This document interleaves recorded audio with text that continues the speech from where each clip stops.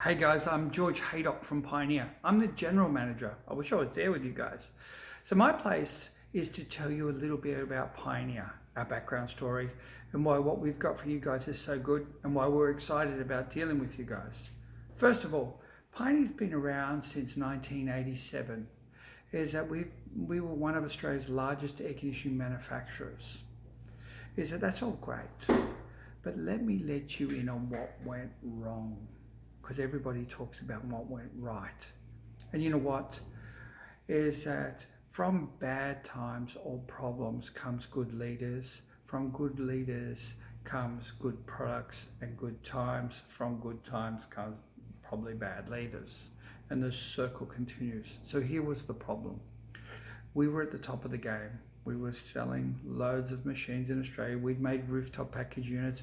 We made ducted units. We even made a very simple range of high wall splits back then. We made water cooled units. We were selling to different parts of the world, Thailand even, and into China. We did football stadiums.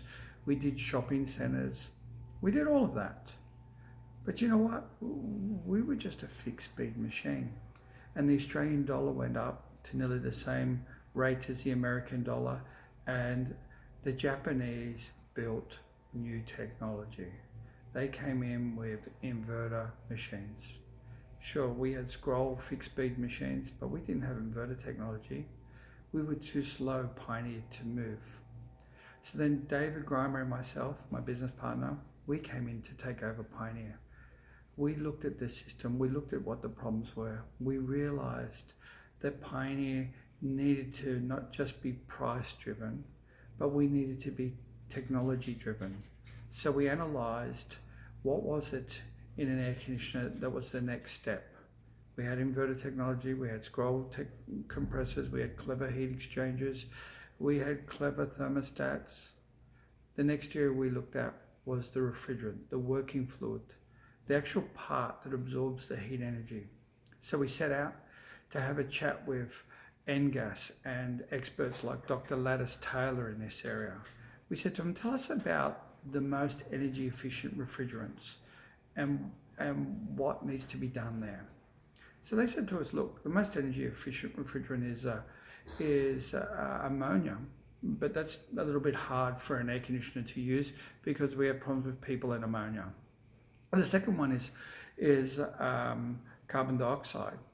Carbon dioxide is really good, but its critical temperature is around about 32 degrees. So if you wanted to use it for cooling, it's not really good. It's great for heating water and for heating things. It's good in Europe. There's a big move on that. But hydrocarbons, well, hydrocarbons are are nearly twice as energy efficient as the likes of a fluorocarbon. For instance, all of your new domestic refrigerators are running on R600A, which is isobutane or butane. So that's a hydrocarbon, and that's what makes all of your new fridges so energy efficient. It's not better compressors, it's not better heat exchangers or coils or thermostats.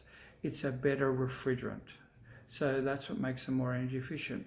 We also wanted to make the equipment more reliable. When you move to a natural refrigerant like a hydrocarbon, it doesn't make acid.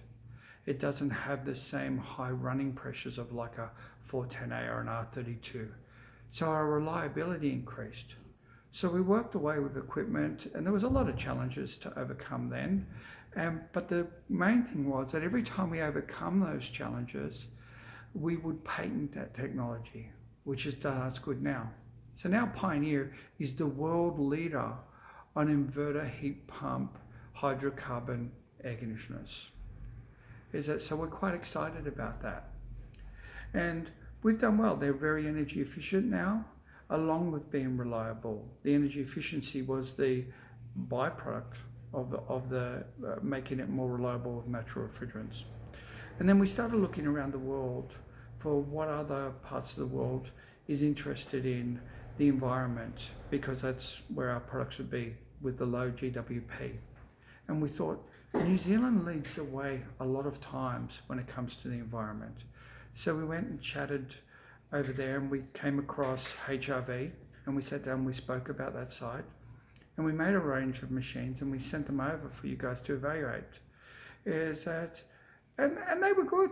They were great compared to even the Japanese that were out there. But we thought about it and our engineering side said, can we do this better? Can we make a high wall better on the heating side? Let's face it, in New Zealand, you guys got the worst weather for heat pumps. Not only is it cold, but it's cold and damp. So when the air goes across the coil, we get ice build up very quickly. So we sat down with our engineering team and we said, okay, let's do what we do when it's special. Let's break the engineering team up into 3 different sections. So these were engineers. So we said, one team is going to be the dreamers. You guys are going to dream up an idea for a better heat pump high wall. The second team, you guys are the engineers. So what the dreamers come up with, you've got to look at the problems and develop that, heat exchangers or whatever. And the third ones, you guys are critical. You are the critics. And for you guys, most of you are whingers anyway, you're going to love it. Is that you whinge about what needs to be changed. And then what the problem is. And pass that back to the dreamers. So this is how our team worked. It was a different thinking style. So what the whingers or the critics came up with was that the amount of ice that gets built up in cold, wet environments is quite large, and this takes a while to clear. So what we did is we started developing, or what the dreamers did was dream up a better coil, and the engineers circuited it better, and then they worked on the fins per inch. So in a lot of those high walls, which are built exclusively for New Zealand, is that you guys got a special single coil that can clear faster. We also made the refrigerant flow through your high walls faster than anybody else. Is that we realized the velocity that we can get the refrigerant flow will make the heat energy transfer faster. So there was a lot of cleverness, and there was a lot of cleverness in the actual way that we thought about it. And we were really excited about that range of high walls that you guys have got. It's so far ahead of the rest that we think it's amazing when it comes to low ambient damp heat pump side. So then we come back to the partnership with HRV, is that we think New Zealand's wonderful. You guys are green, you guys are clever, you're innovative, and you know, HRV's very, very good at marketing. So we're excited to get some feedback from you guys about how to better market the machine, how better sell the machine, and we're listening. We think you guys can probably do it better than us.